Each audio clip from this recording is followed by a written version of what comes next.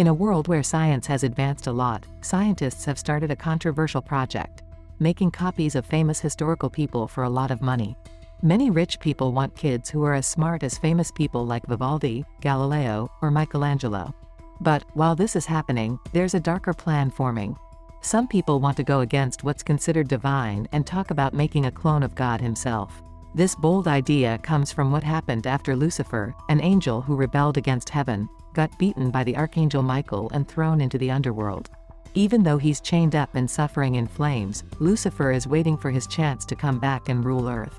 On Earth, followers of Lucifer build a temple where he fell into darkness, eagerly waiting for him to come back. During these troubled times, American student Laura Milton tries to convince her professor that people aren't inherently good or evil. But her professor doesn't want to talk about it openly and suggests they discuss it in private. Simultaneously, a rare exhibition unfolds at the museum. The unveiling of the Shroud of Turin, purported to contain the DNA of Jesus Christ and serve as evidence of his resurrection. Laura enters the museum with a pass given by a priest she knows. Marconi, the priest, tells her about the shroud that wrapped Christ after he died and how his body left an imprint on it when he rose from the dead. They go to see the statue of the Archangel Michael, who's there to protect the shroud. Marconi talks about the war between angels, saying it was the first fight between good and evil. Laura disagrees, saying evil isn't some outside power but a part of people. She thinks blaming the devil for bad things happening to loved ones is silly. Marconi believes Michael keeps the devil away from people. Even though Marconi tries to calm Laura's worries, strange things keep happening in the museum. As it gets late and the last group of tourists comes in, a scary person in black separates from them and sneaks into a room nearby. Laura's still drawing when she feels like the Michael statue is moving, and she hears a raven's cry. She goes to the window, not knowing there's someone behind her, who takes the sword from the statue and leaves. Laura sees something strange but doesn't realize there's danger until the guard tries to take her away. She wants to find Padre Marconi and goes to the chapel. When she gets there, she sees someone in black attacking the guard. Laura hides in a small room for confession, watching as the mysterious person breaks the glass protecting the shroud. Just then, Padre Marconi comes and tells the attacker to stop in the name of Saint Michael. As the woman pushes him away and stabs him with her sword, Laura moves awkwardly, attracting the villain's notice. She tells her helpers to grab the shroud and Laura, wishing to outsmart the villain. The thieves run away while the badly injured priest asks the Archangel Michael to help him defeat the enemies. Suddenly, a bright whirlwind comes down from the sky, and the priest feels better, trying to follow the villains, but they escape quickly. The scene shifts to a private auction where a scientist named Dr. Laurent explains his breakthrough in growing babies from the DNA of great historical figures. He presents the reincarnations of Vivaldi and Michelangelo, delighting the audience. Bidding commences until a mysterious woman in black appears, summoning the doctor urgently. They hurry off to the Devil's Castle where the doctor finally sees the shroud. At the same time, Laura is pulled into a room with other captured girls, all scared and unsure of what's happening. Men come in and take blood samples and pictures of Laura. Meanwhile, Father Marconi, now under the control of Archangel Michael, goes to the guard room where monks are watching violent videos. They're shocked to see the priest, who they thought was dead, alive. He finds out where the people who have the shroud are and goes to confront them. When he learns that the cardinal is involved, he realizes how deep the plot goes, encountering secret groups and followers of the devil. Determined, he takes the keys to a car and drives to the cardinal's house. As the doctor extracts DNA from the blood on the shroud, an elderly cardinal confronts Michael with a gun, his anger mounting upon learning of the events. Despite his warnings, he realizes the man before him isn't Marconi. The cardinal reveals Lucifer's castle to Michael, warning of the minions' intent to revive him, citing scriptures foretelling the devil's eventual freedom. He explains how only Michael or God can release Lucifer, recounting centuries of attempts by minions to offer virgins as vessels, all unsuccessful due to human frailty. However, with advances in science, the devil's resurgence using Christ's DNA seems imminent. Michael asks to go to the castle, while the captive girls plan how to escape, becoming closer because they've all suffered. Laura, sad about her husband and son dying, finds out what will happen to her from the doctor's successful DNA test. Meanwhile, the doctor tells Liz that Laura's body matches with something, showing that danger is coming. As the women get ready to stand up to their captors, a rescue team comes and takes them to the lab. Even though they try to fight back, the girls are held down while fertilized eggs are put into their bodies, sealing their bad fate. Liz tells Laura to be strong, saying Lucifer will eventually help her. At the same time, the Cardinal leads Michael to the dungeon entrance, warning him about the dangers that are waiting. As the devil's followers gather around a well, 2 pregnant girls are tied up and brought to a big pillar where a scary creature appears. It grabs the girls and takes them to a gateway leading to the underworld, where they're put in a cage and lowered down. Feeling that they could be used as hosts, Lucifer takes away their humanity, changing them into bright beings. One of the girls can't handle it and dies as the shiny creature enters Laura's body. Liz and her friends are happy to have a living host, and they put Laura in a glass box, saying her child will be the new Jesus. Meanwhile, Michael sneaks into the castle, wearing a guard's uniform to find the shroud and save Laura. When the doctor tries to stop him, Michael refuses and goes to the lab.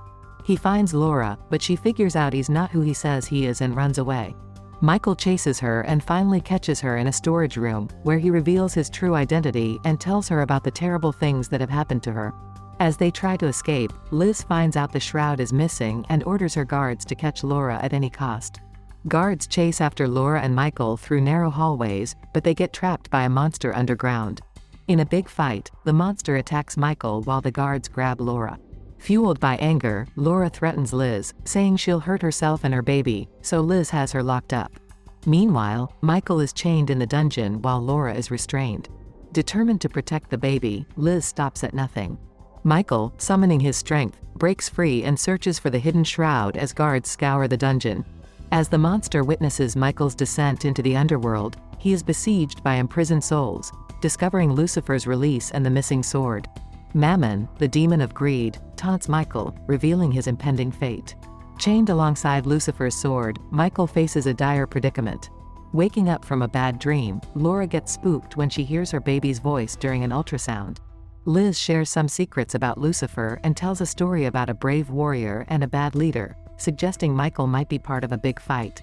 Laura, feeling bold, insults Mammon, a demon, which makes Liz explain how Laura's body is changing to have the baby, but Laura doesn't want to hear it. Meanwhile, people who follow Lucifer challenge Michael, wanting to make sure he's who he says he is. To prove himself, Michael needs a sword. In the middle of the demon attack, the man runs away, leaving Laura alone again to listen to Lucifer's tempting words. Giving in to his charm, she agrees to have his baby so she can do what she wants, even if it means Liz gets hurt. Feeling peaceful about being a mom, Laura imagines herself holding her new baby. However, one fateful day, she breaks free from her bonds, savagely mutilating the guards before fleeing the ward. Confronted by the aftermath of her violence, Laura is gripped by horror at the extent of her actions. Seeking refuge in a warehouse, she locks herself in, consuming a canister of chlorine in desperation. Liz locates Laura and warns her that Lucifer will come for her soon, but comforts her with the assurance that she will eventually find peace, much like death. Out of nowhere, Laura feels incredibly strong and throws disgusting things from her womb at Liz. Lucifer talks through Laura, saying the baby's birth should mean Liz's death and that everyone who knows about their plan should be wiped out. To protect the baby, Laura is put in a glass box so no one can try to hurt it again. When Lucifer goes back to the underworld, he teases Michael, suggesting they team up, but Michael strongly says no. Instead, Michael thanks Lucifer because now he has a new home, Jesus' body, which will become his. As Lucifer leaves, Michael figures out something important.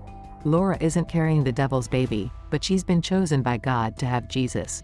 He quickly asks for his sword from some people, but demons are getting closer, making it hard to get it. Even though it's dangerous, 2 brave people risk their lives to bring Michael the sword, setting him free. With his sword, Michael scares away the demons and promises to come back for the people who helped him. He goes back to Earth, gets the shroud, and then goes to Laura's glass box. He's horrified to see what's happening to her. He tries to calm her down and says the baby is special, but Laura doesn't believe him. She hurts him a lot. Michael can't take it and gets weak from the pain. In a scary twist, Laura takes his place and tells him to listen to her. But Michael won't give in, so Laura kills him.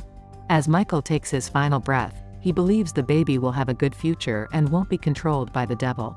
He trusts that the child can beat Lucifer because of how strong goodness is.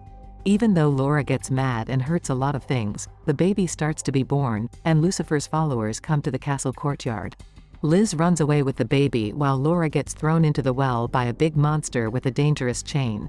While Liz shows the baby to the crowd and says it's the end of God's power, she tells everyone to follow Lucifer and asks for a baptism of blood. At the same time, the monster attacks the crowd with its scary weapon. Michael wakes up and runs to the courtyard, but the doctor, holding the baby, gets hurt in the attack. In all the chaos, Michael saves Laura, who's hanging on to the edge of the well. Laura chases after Liz's car, holding her baby, while Michael says the baby is chosen by God.